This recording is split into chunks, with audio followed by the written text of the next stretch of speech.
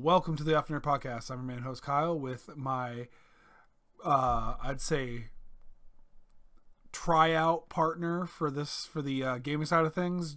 Provisional, for sure. Yes, provisional. Do you want to go by your name in this, or would you like to go by your gamer tag? Yeah. My name's John. Seraph, the host on Twitch. Yes. Thanks for introducing me here, Kyle, and it's great to be on. Yep. I mean, I've had you on before when we discussed Resident Evil and some of the stuff with that. And Yep, absolutely. You've been on back when you had a different podcast and Yeah. So, yeah, absolutely. And I remember we did the fake advertisement for the Mott's applesauce. yes, That was a lot of fun. that was good. So, quick rundown. I invited John on the show because he's somebody I have a lot of good dialogue with. And then on top of it, he's a different kind of gamer. I'm very much a narrative-based gamer. I love narrative-based games. John is very much a social gamer where he plays a lot of games that are multiplayered and more socially based than storyline based.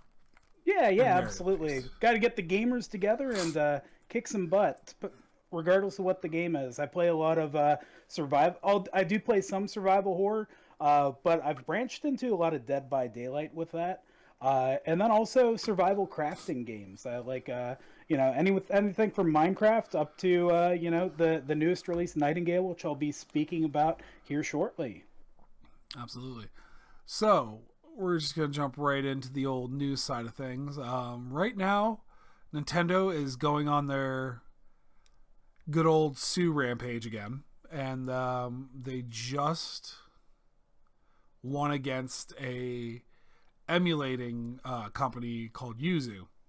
Ooh. They didn't even win. Yuzu finally just buckled. They started to fight back, trying to justify emulation for all the classic stuff that is not really that possible to play anymore. Yeah, absolutely. I mean, hey, you don't have to look too much further than the fact that the Nintendo Store used ROMs created by fans to create a lot of the games that they're currently selling on their store. They didn't have to do the work to create a digital copy from a cartridge. Yeah. So Yuzu was going to fight back, and then, at one point, somebody snuck on a copy of Tears of the Kingdom, their newest Zelda game, about a month before the game came out. Oof. And they distributed hundreds of thousands of copies of Tears of the Kingdom before the game came out. So that's when Nintendo brought that up, that they decided to buckle on that. Ooh. I guess that's fair. So they had to pay Nintendo $2.2 million, as well as they're completely folding up. They're packing up everything. They've taken down their site, Patreon, Discords, you name it. They don't have it anymore. Most of it's going right back to Nintendo, being sold to Nintendo. Like, Nintendo's taking them to the cleaners, which is what they do. It's what they're great at. I'm surprised they haven't gotten Pal World at this point, but I think they're dodging the bullet at this point. Yeah, I think they're avoiding the whole Pal World thing just because it is different enough that they really can't do anything about it. And if they do take that fight, then they're going to have to take that fight with a whole bunch of other properties. Maybe if they leave them alone, the game will just die quietly. And that's a distinct possibility. That is a distinct possibility. Studios have done that. So that was just interesting that I saw that they're back on their suing rampage of everybody. Now the next part is on March 10th is Mario Day, where it's like Mario's birthday or celebration of Mario. Yeah, which is fine, which is great. And they're saying that they're going to have a special stream with all kinds of announcements. And the community is speculating on two different things. Another Luigi's Mansion game, which is fine, which is good. It's it's a good game. I've never got too into them. But the one that they're talking about that interests me is Paper Mario 1,000 Year Door. Okay, tell me a little bit more about Paper Mario and why do you like that one over the Luigi's Mansion? So Paper Mario: A Thousand Year Door was I believe, the second Paper Mario game. Mm-hmm. And this is back when Nintendo was a little more open with their trying of things. So they started with Mario RPG for the Super Nintendo. Then it went to Paper Mario on the Nintendo 64. Then when the GameCube came out, they decided to make Paper Mario and Thousand Year Door. And it was a phenomenal success. It was huge when it was a kid. Everyone loved to play it. And the thing about all the early Mario RPGs was it wasn't just cookie cutter Bowser kidnaps princess. Like the very first one, Mario RPG, starts out with Bowser kidnapping princess, and then some schmuck breaks into the castle and kicks everybody out and tries to take over. So now Bowser's going to join the team to stop this dick from taking over the world he wants to take over. It's pretty good motivation for a villain. Yeah, but it just like it. The early RPGs always really brought the characters alive in different ways. And then this one is they end up on this island trying to discover the secret behind the Thousand Year Door, and that there was an evil witch and all this other crap, and this guy who's like a pseudo robot guy kidnaps the princess, and then Mario goes around to find the 7 stars to unlock the door to save the princess. You know, generic right there. But in the meantime, you have different worlds that are part of the Paper Mario world in this island. You go to one part, it's set up like the SSR back in the day, where all the bombs are wearing fur coats and the Russian military uniforms, and you have to deal with their plight of, like, you know, over controlling government and stuff like that. Yeah, that's cool. Then you go to a wrestling federation in the sky, and then you have to fight your way to be the champion through that, and you get to fight all this a crazy amount of characters. I feel like I'm missing out. It is a very good game. And then the most staple in there, and this is why I'm kind of against them remaking this, is because they're going to remove it. There is a sentient computer that the main villain was using, and it is trying to help Peach escape and trying to learn more about humanity.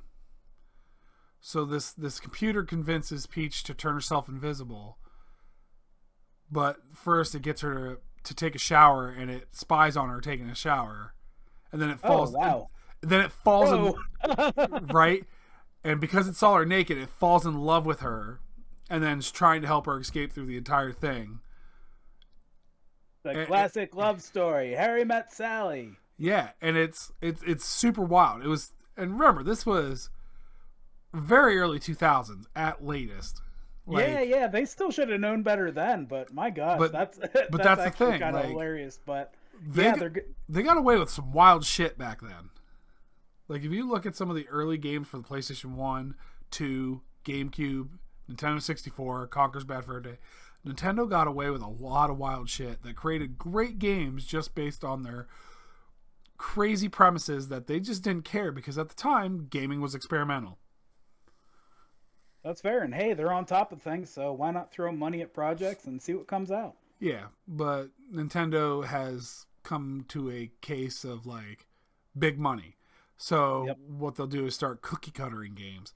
Now, Nintendo is not as guilty of this with most of their properties. Zelda is always fresh and new, especially with, like, Thousand Year Door. I mean, not Thousand Year Door, but Tears of the Kingdom. Yeah, was vastly huge. It was huge. It was innovative. It was great. It was damn near perfect. It was a damn near perfect game. But then you have the Mario games, which tend to be very cookie cutter. And and the Paper Mario used to be the weird game that would do extra stuff that didn't follow the formula, but had its own cult following and made lots of money because of that. The last Paper Mario game that just came out about 2 years ago was the Origami King, and that was very cookie cutter of a game. Okay. The storyline wasn't exciting. The characters were very bland. It just was a very let down comparatively to all the other Paper Mario series. So it's Gotcha. Now, Paper Mario, is that like the older Mario Brothers games, or does that have the 3D aspect to it? I'm not super familiar with the Paper Mario series. so the first Paper Mario came out in the N64, and it was 2D. It's 2D based, but runs 3D elements.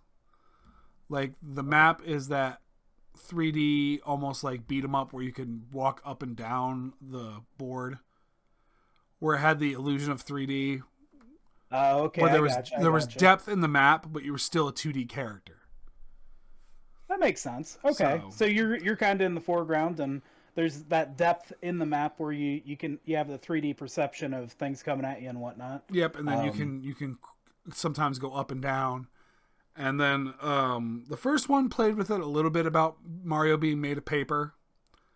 The Thousand Year Door super played with it, where he folds himself into a boat or a paper airplane to traverse different obstacles, or he'll turn himself sideways and then go up between two bars in the 3D perspective to give it a y axis. So he'll turn himself sideways and then slip between cracks and stuff. that's pretty sweet. So it was a really good game. I want them to remake it, but I want them to hold true to the like just Want to respect the source material. yeah, I get it. I get it. don't change it, because one of the, like, yes, it was weird that a computer, fell in love with a chick because she got naked in front of it. Okay, I get Yeah. that. But that's what made the game interesting, because it made no sense. Okay. Maybe that's something would you be okay with them softening that up a little bit? Like maybe she's on the beach or something like that. Would that be more appropriate? I mean, the beach doesn't make sense because the main villain's base is on the moon. Oh, And okay. it all All right. originally got shot. It all originally got started because she Well, was you know what I mean. What if they kind of work things out so it's a little bit different, a little less creepy. um yeah, a little less creepy. Um It just comes down to how they handle it. Do they handle it with a nice subtle touch and, edit it without chopping it to bits? Or do they go at it with a hammer and make it look like shit? just remove the whole thing out and change the plot entirely, right? Exactly. Gotcha, gotcha. Yeah, yeah, yeah. So we're looking for fine tunes, not a wrecking ball on this Yeah, one. handle it like a surgeon, not a construction worker. I got it. I got it. That's cool. So, I mean, that's as far as I got as far as new stuff. Like, those were the two Yeah. big interesting things. Well, hey, hopefully for Mario Day we get Thousand Year Door. That would be awesome. I think I might end up picking that up. You've convinced me at this point. It's super worth it. It's Awesome. So, we're gonna move on to stuff we played and or what we're working on. Yeah, absolutely. So I'll go ahead and jump in with Nightingale from Inflexion Games.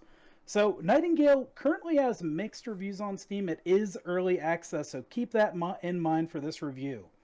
Um, it's self-described, or at least on their Steam page, as set out on a journey of survival and adventure into the mysterious and dangerous fey realms of Nightingale.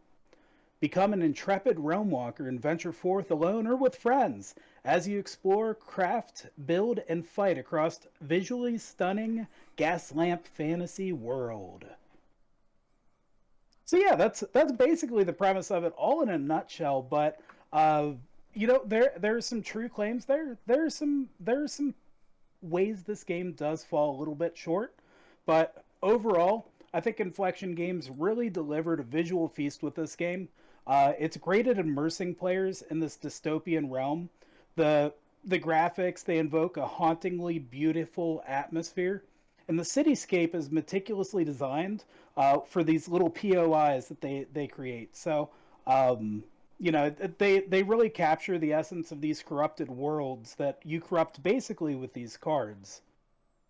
I the one thing that isn't great though is the game does fall short in its diversity among its adversaries.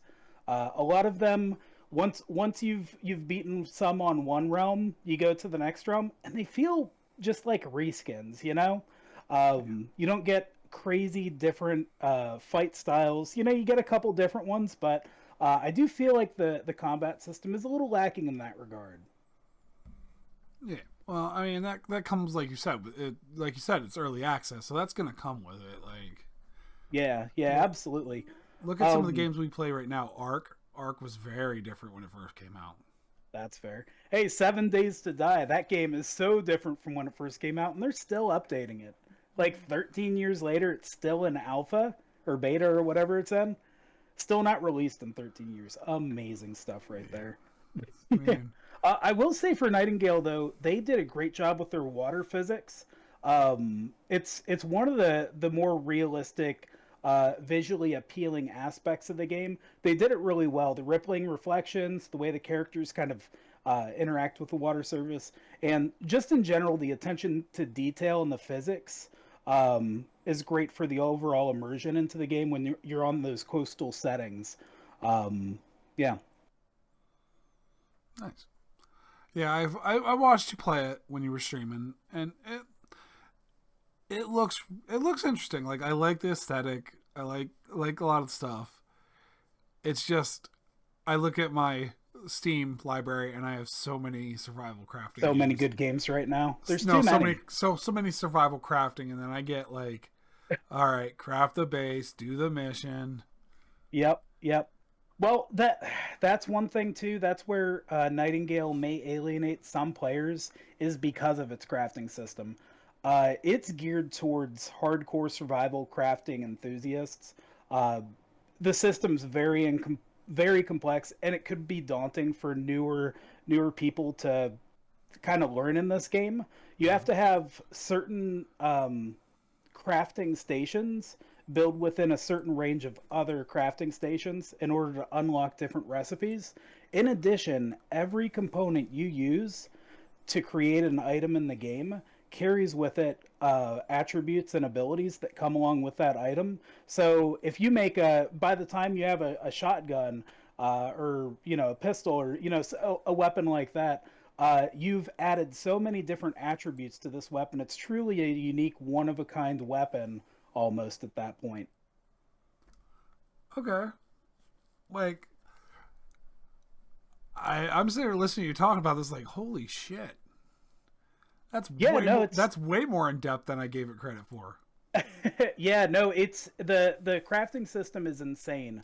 I really think they did awesome with that, but it is going to alienate some people. Some people are not going to be all about that. Gosh, I spent maybe 30 minutes looking for the optimal resources in order to build my next mall, so that I can bash enemies more effectively. Uh, and that entire time, I was, going through. I was doing the numbers. I had scratch paper next to me, like stuff that I cannot stream because I swear chat will roast me so bad for just doing nothing. But it's honestly like it's very mentally engaging to try and work through some of the problems that you can get yourself into with the crafting system and trying to min max that system as well. All right. So you said about the enemies starting to fall into the same categories. Is it just reskins, or is it literally the same kind of guy every? So, that so one realm might have deer in the forest biome, and so the realm with deer, they're a quick prey animal, and so you Mm-hmm. get prey meat when you harvest from them. Um, on another realm, it might be fish with legs, but they follow the same trajectory, the same movement path. You injure them the same way, and they would spawn with the forest biome. So when you go to the forest biome, you can expect a certain style of um, creature on that realm, as far as like what it does. But this it's kind of a reskin, right? So it's like this is a fish walking on land kind of thing. Like they're all fake creatures, so they do some weird stuff. But its movement's identical to a creature that you saw earlier in the game. They do for some of the bosses, they'll add a little bit extra or they'll change a movement style. But I have felt that that's a little monotonous, a little that happens a little more often. and you don't get too many surprises with the things you run into, other than just what they look like. Okay. But the card system is awesome. It's a lot of fun.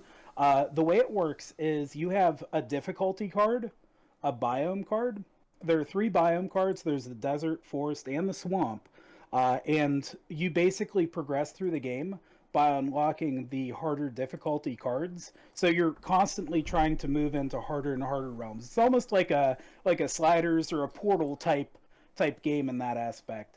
And then when you get to that realm, you can play like world enchantments that affect every aspect of that realm, including like the color of things, the sky and what the night sky looks like, which you get some very visually appealing views from that. I have a couple, and I've seen so many good ones, especially the trickster card. If anyone runs into that, it's an amazing card. It causes you to be able to super jump, and it lowers the damage from gravity, or from falls from gravity. So that's a lot of fun to play with. But yeah, everything just changes the environment just a little bit. So it's a cool game for $30. Check it out. Yeah, it's on my list. It's on my list. It's just I gotta work up the gumption to actually pick it up and buy it. Fair enough. You know, like I was supposed to do with Pal World. Well, hey, the great thing is if you wait like a month, everybody's onto a different game anyways, because that's what 2024 has been. Yeah, that's kind of why I didn't pick up Pal World, because you guys are like, okay, we capped everything out. Yeah, we got to level 50. Okay, next game. All right, Nightingale. Yep. Oh, so I'll wait for you to max out on that, and then I'll talk you into getting Void Drain. Ooh, okay, all right. I'll try anything once. Yeah. Well, I mean, Void Drain seems like it's right up your alley because it's a co-op, multiplayer, survival, open world game. But now you control a train that goes through void dimensions, and you can jump around on the different like there's floating islands, there's different things that's just floating around, and you can hook shot your way to it with your teammates and harvest resources to build up your trains to be able to get through the different dimensions effectively. Nice. That sounds awesome. Yeah, it looks really awesome. It is right up my alley too. It's I'm waiting until its official release date, which is May. It's in early access right now. I think I can wait until May when it's fully done. That way we don't get bored with it super quickly. Fair enough. I remember getting Baldur's Gate early access. Man, that game, it almost made it so I never got an early access game again. I was so upset because I kept getting glitched, because I got in on the release day of the alpha. Yeah. But I didn't realize I wasn't buying a full game at the time. So I got like 10 minutes in. I got glitched into...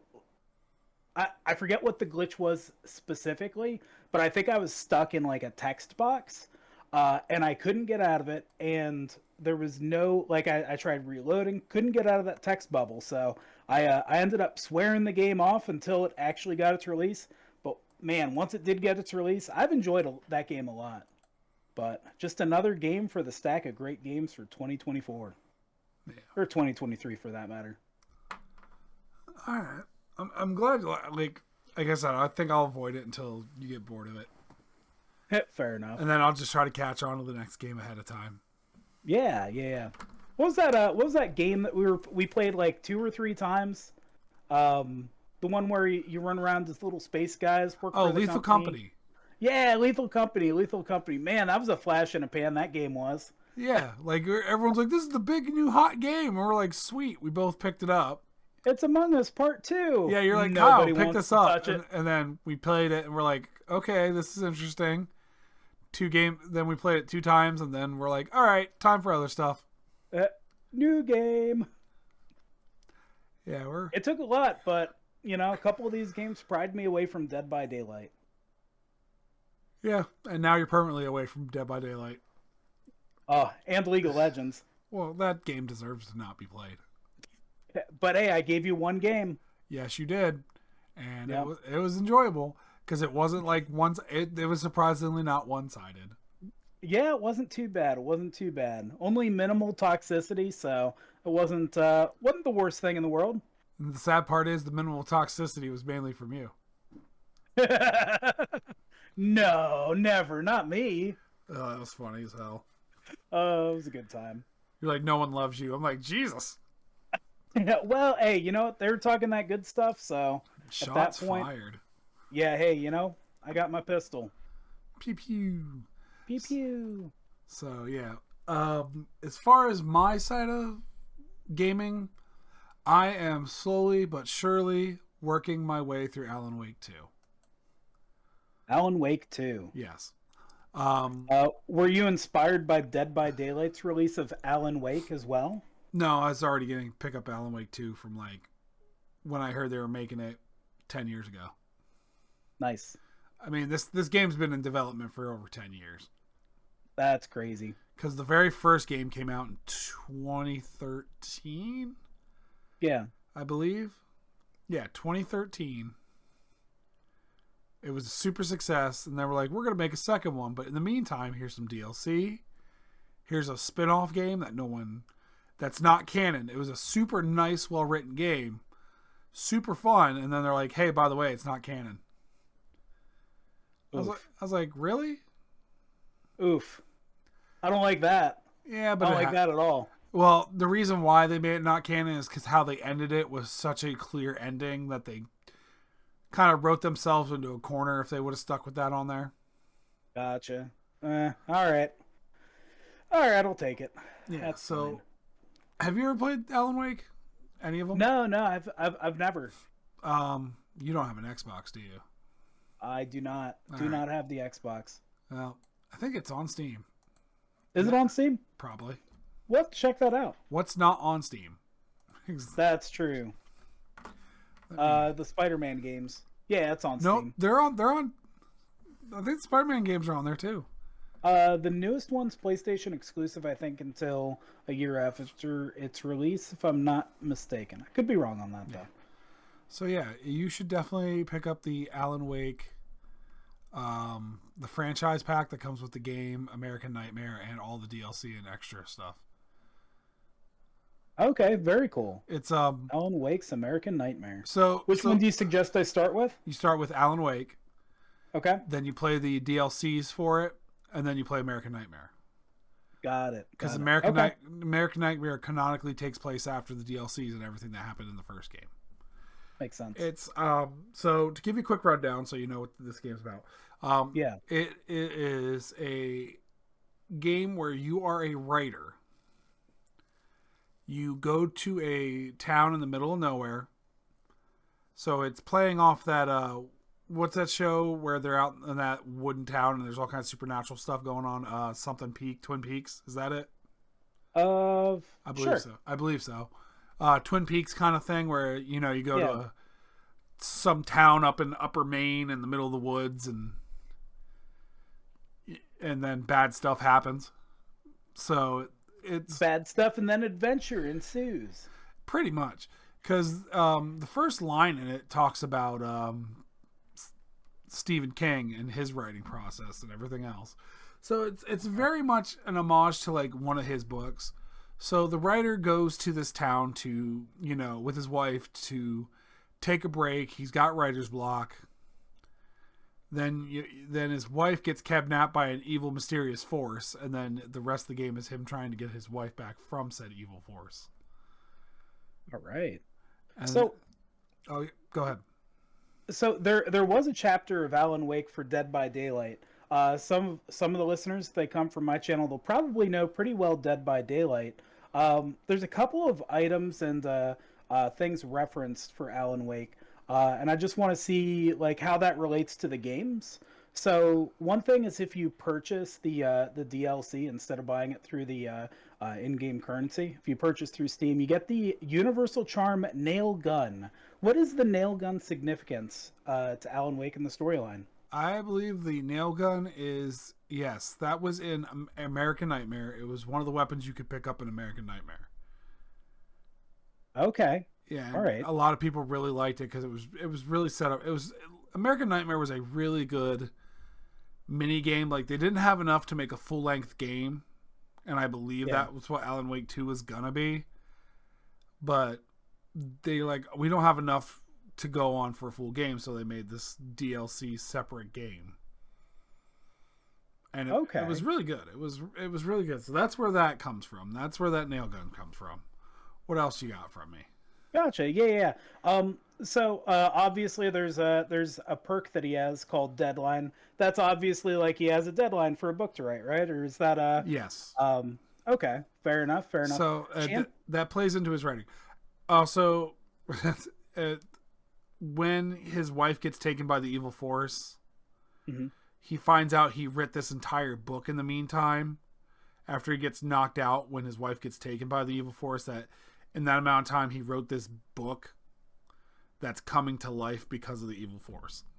That's actually kind of amazing. You know, you get knocked out, you finish your big important book, so you can go out on adventures. Pretty much.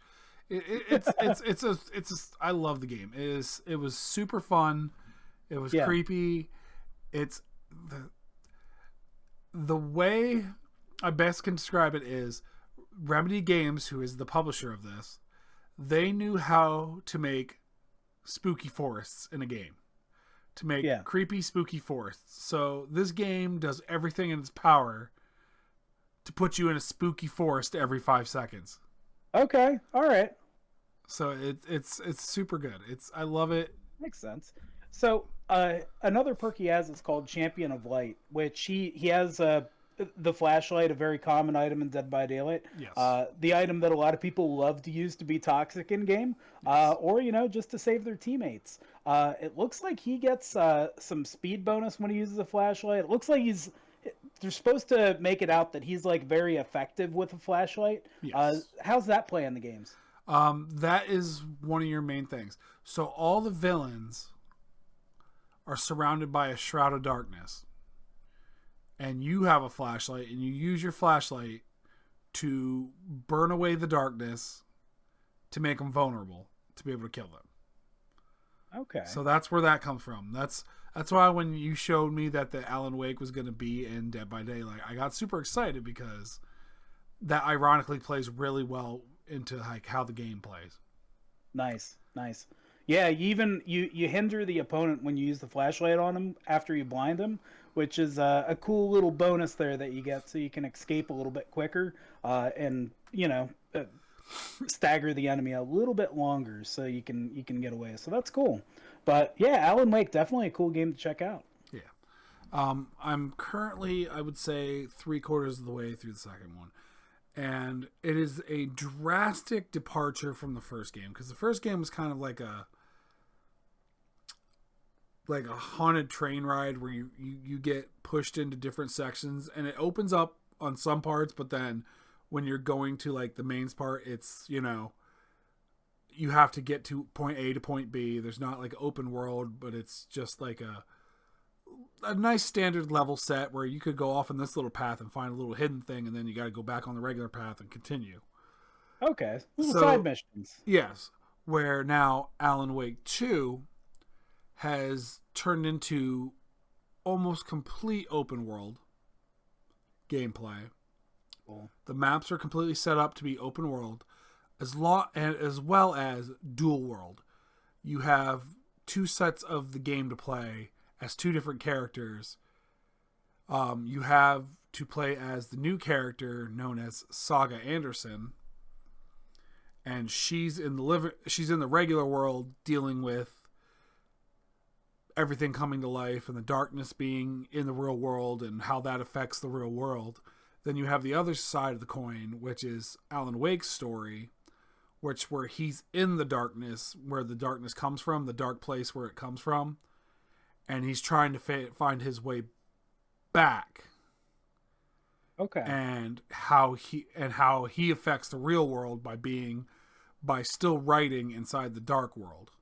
So what he does in the dark world affects the real world with Saga Anderson stuff. Cool. So it kind of jumps back and forth and lets you kind of see how everything's tying together and why it's tying together and how each of them affect each other's worlds. It's really, really good. I'm loving it. It's vastly scarier than the first game. Yeah. Yes. What's the scary part? Do they have do they really focus on the woods part of it, or Not in Alan Wake 2. It's when you play Saga's side, it's more the woods and stuff. When you play Alan's, it's like a dreamscape, kind of hell world kind of thing. Okay. So does it have like that kind of Silent Hill fog type feel? Yes. Then, or? Yeah, like Okay, a really got it. like a cross between Inception and Silent Hill. So Oh, cool. The reason why I find it more creepy is the first one was very much creepy because it was set in a spooky forest, and now you're this dipshit writer running through a forest by himself with a flashlight, fighting possessed people that are surrounded by darkness with your flashlight and your handgun. Yeah, and it was the forest itself and the setting is what made it creepy and scary. This one, it still has that, but now it's a lot of more jump scare kind of thing. There's a lot of the, just quick cuts to like a scary image and then back to the game. Oh, gotcha. Okay. So a lot of staticky quick cut stuff. So more the jump scare feel than like the eerie kind of skin crawly feel. Yes. Okay. But the reason why I say it's a whole, I feel like it's a whole different animal because they still establish the creepy setting. So now you have the creepy crawly up your spine kind of thing, and then all of a sudden it goes jump scare, and then it just throws you really off. I'm already a pansy ass when it comes to scary games, and you know this from like everyone knows I'm a pansy ass when it comes to scary games. Oh, it's hilarious though, but you have fun with it, so I love playing scary games, especially when they're really effective scary. I start jumping and acting like a little bitch, but I play them all the way through. Yeah, no. I totally get. I think it's actually like a fun thing. It's not something where I think, oh, Kyle's a real pansy ass. I'm like, oh, Kyle's really getting into this game, really immersed in it. So I think it's cool. Yeah, no, I love it. Like, and people who watch me play these games, like Dan will hang out with me and watch me play it, and he loves watching me play this shit because then he'll do some shit to scare me while I'm not paying attention. Well, here's the obvious question, Kyle. Where's the alpha nerd stream? That's true. I thought about doing streams. I just never have the time to do both. Gotcha. Yeah, I mean it's tough to do both for sure. Yeah. Yep. Plus, I don't want to step on your toes. You're already streaming all the time. Oh no! Hey, I'm only streaming Mondays and Thursdays. Sometimes Sundays. Day is just a bonus, Yep. And certainly don't worry about stepping on my toes. A couple people. We have a few streamers in the Discord. We have quite a lot of of people that'll support you. So. Oh, I'm fully aware, and I appreciate every one of them. Yep. It's just number one, we do a stream once a year for Christmas. I mean New Year's. We skipped it. We try to do it New Year's. I believe we did it last New Year's. I just forgot to record it this time around. Oh, gotcha. Okay. But yeah. So that's where we're at as far as streaming goes. Like, I really want to stream once in a while. I just don't always have the time to. I gotcha. Now once we hit summer, it's tough. Once I hit summer, I'll have all the time in the world. All the time in the world. Oh, you could be one of those daytime streamers that people watch while they're at work, buddy. Yeah, while everyone else is miserable at work. Yeah, you're over there living it up, playing as Allen Wake, getting spooked. Yeah. So maybe I'll start crossing my eyes and sticking out my tongue and getting the fan base right there for the Ohigo face. I mean, hey, if that doesn't work, there's always OnlyFans. Yeah. Yeah.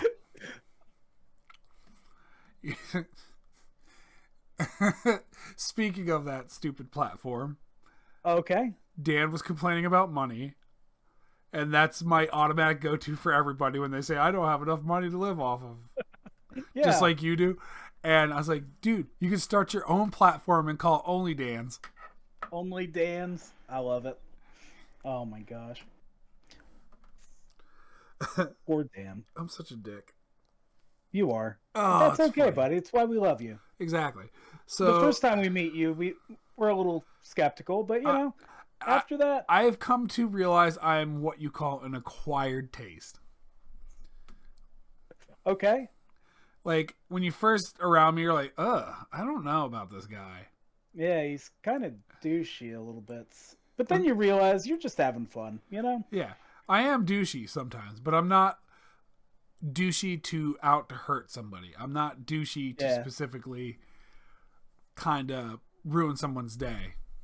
I gotcha. So Yep. that's as far as I go. So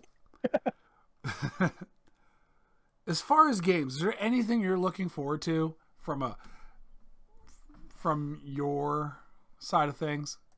Yeah. So, really, the official release for Nightingale is going to be awesome.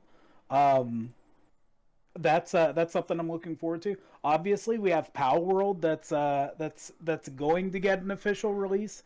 It's a lot of these games that are eventually going to be released that I'm looking at. But I also you'd gift me Signalis, so I'm going to be trying that game out probably this week or next week, and seeing what that's like. I also got gifted. Get this, on a random Twitch stream.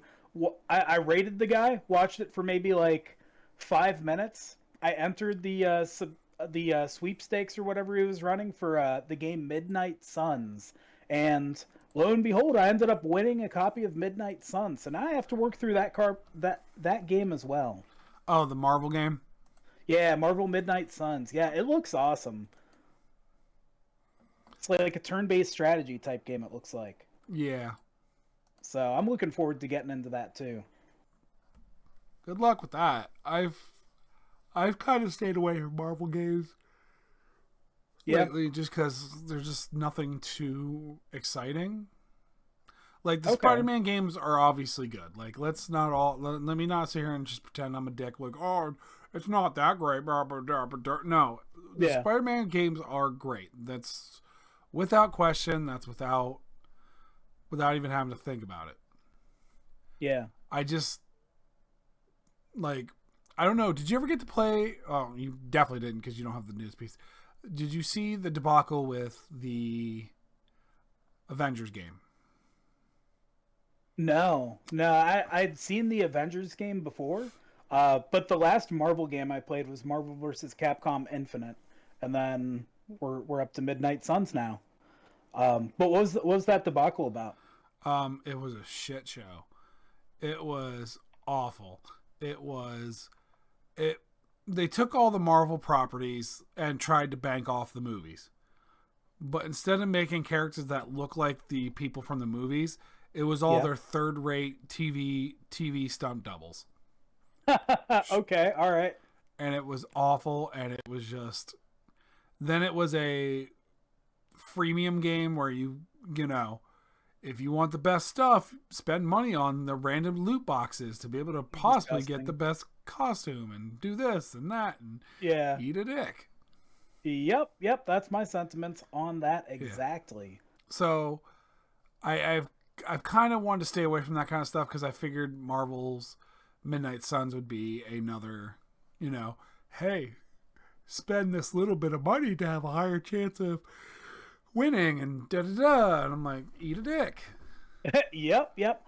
So far, I do see DLC for the game, but it looks like just different character packs.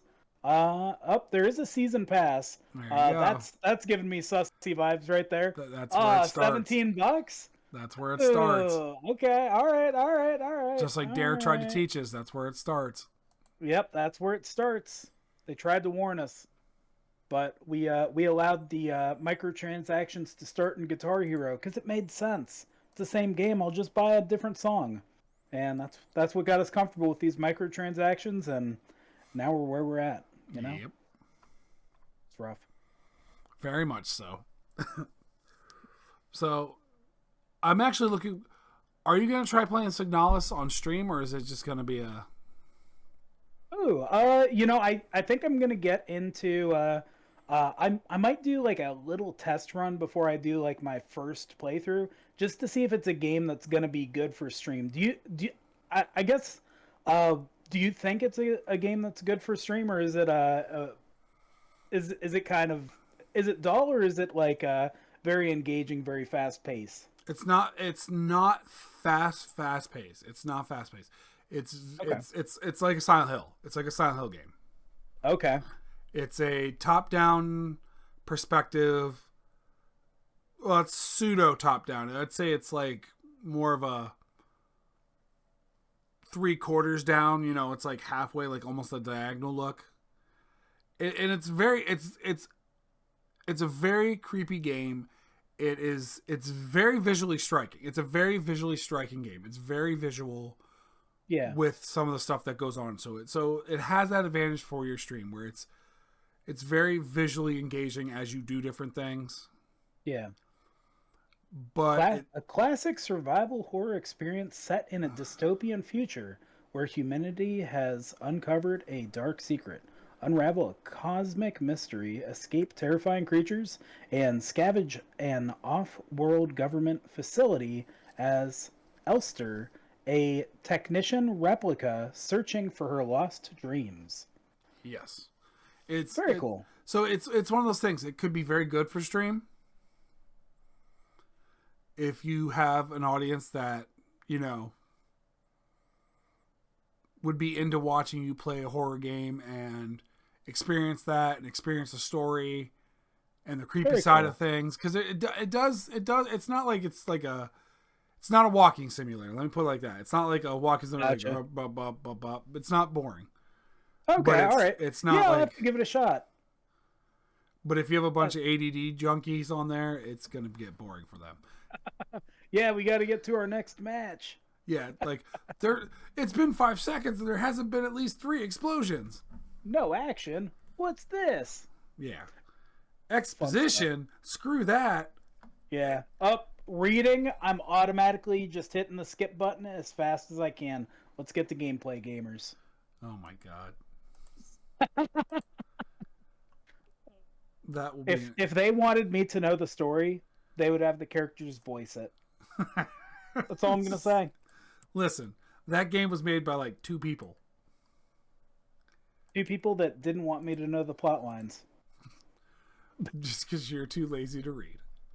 Because I'm too lazy to read them. Nah, it's I'm gonna give the game a fair shot. Yeah, It does look pretty fun. It is. It's super enjoyable, and there's a lot to it. Like, Yeah. I first started playing, I was like, oh, it's just gonna be like a scary Silent Hill-esque game, and then as I got deeper and deeper into it, I was like, this is really deep, and there's a lot to it, like a lot more than I ever imagined there would be. Wait a minute, is it fixed camera angles? Not, Or is it over the shoulder? it's a fixed, like I said, it's a top down almost. Okay. Think of It's kind of like a scroller in a way. Yeah, think of it as like a creepy Got it. Zelda. Think of it as like creepy Zelda with Silent Hill aspects. Okay. Got it. And Very cool. yeah, I believe you will super enjoy it. Yeah, we'll give it a try. Absolutely. Ooh. We could play the Outlast Trials too, John. That's a multiplayer. Outlast Trials. Yes. We could try Outlast. Because they decided to make the 3rd game in the series a multiplayer cooperative game. Which is really weird. Yeah. Considering the first 2.5 games were single player, story based horror games. So it really throws me off. Yeah, that's a big switch, but hey, if you can play with friends, that seems fun. Yeah. How many players is that? I believe just 2. Okay, all right. So I Very will cool. definitely have to keep an eye on that. Yeah. Have you played any? Well, you watched me play the 1. Yeah, I watched you play the one Outlast, but I've not played the Outlast games. Yeah. I didn't think they'd be your cup of tea though. That's Yeah, I've been really big into like the Resident Evil games. So if that tells you anything, yeah. Well, this is more the first person, run and hide and, like, I can't, what is that game now? Oh my God, Amnesia. It's like an Amnesia game. Okay. All right. Very nice. So. It definitely looks creepy. Oh, they are. I loved them. Yeah. I love the first one. The second one was a little out there. Like, it was just, instead of like, it's more like, ugh. Oh, okay. All right. It's more like the hills have eyes. To get you with that yuck feeling. Yeah, that creepy cult scary, not like, oh my God, bad things are going to happen to me. Well, it's bad things are going to happen to me in a different way. Got it. Awesome. So, have you seen much about Warhammer 40K Darktide? No, I have not. That's a game. I think that it already had its official release, but it's got all sorts of different like character classes, stuff like that. It looks like almost like Call of Duty Zombies meets I don't know, like Skyrim or something like that. But the game looks really sweet. Okay, so I how much do you know about the 40K world? Not very much at all. I know there's Space Marines. They're big giant guys that are a little bit dumb. Yeah, that's about it. Yeah. So long story short, everything sucks and it's just gonna get suckier. And everyone sucks. There's like no good guys in that world. Everyone's a douchebag. Everyone's terrible. All right. Listen, literally every campaign army you can play, yeah, they're douchebags. All of them. None of them have redeeming qualities. Like, none of them are like, oh, I can understand where they're going with this. No, they're all douchebags who are super self-interested. Super interested in themselves. And they're just doing things to make things shittier for everybody else. Huh. I mean, fantasy sometimes mimics real life. That's true. That is a abundantly true fact, John. And now you made me depressed. Hey, but there's good stuff too. That's true. Like cake and candy. Stuff you can't have. But I'm diabetic. Yeah, exactly. Oh, and man. Shrimp and gumbo and more stuff you can't have. Shrimp and gumbo and yeah, all that stuff. And pine products too. Really? Pine? Yeah, I'm allergic to pine. I didn't know that about you. And yep, now I know. Sugar, pine, the whole 9 yards. All right, so when I decide to kill you with a pine cone that's wrapped in shrimp and sugar. Oh my gosh, not the pine cone suppository, Kyle. Yeah, putting it in the wrong way. Oh gosh. Oh my. That's awful. It is. Yep, so, I mean, we've discussed quite a bit in this. Like, we got a lot more out of it. You've discovered some games. I've discovered some games. Yeah. No, I think there's a couple games that I'm gonna check out of that list. You sold me on them, so yeah, absolutely. The one I didn't have to sell you on, I bought it for you, so I didn't have to sell you on it. I just shoved it down your throat and said, "Take this, take this, take this." That's fair. You did do that. And as my friend, yeah. And as my friend, you're smart enough to go, I'm not taking this fight because Kyle won't stop. Yeah. Yep. So what I do instead typically with Kyle is agree to it, but in like a very non-committed way. And then I go ahead and just go with that non-commitment thing. And I'm like, oh, yeah, sorry, buddy. Yeah, that's how you got to do it with me sometimes. No, but it's not lie. That's how it has to work sometimes. Sometimes, you know what? There's no other way. But I'm not going to lie to you and tell you, oh yeah, I'm definitely going to do the thing. Yeah. I will give you that. You never blatantly lie to me. You're like, I'll try. And then I just raise my arm a little bit. Soccer ball. Yep. Tried. Ball, whatever it is. No, it was effort. I reached for it. You're done. Good stuff. Well, yeah. Hey, it was great coming on the show here. Thanks for having me on. Absolutely. Yeah, and for any of Kyle's listeners here on the Alpha Nerd podcast, check me out on Twitch, Seraph the host. I'm sure there will be a link in the description. And yeah, it's been great having me on here, and great being on here and chatting with you about some of these awesome games. Yeah, New absolutely. releases coming out. Yeah, absolutely. All right. Have a good night. Hey, talk to you later, man.